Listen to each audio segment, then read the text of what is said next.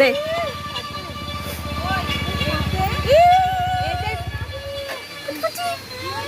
মাথায় দিয়ে দিচ্ছে।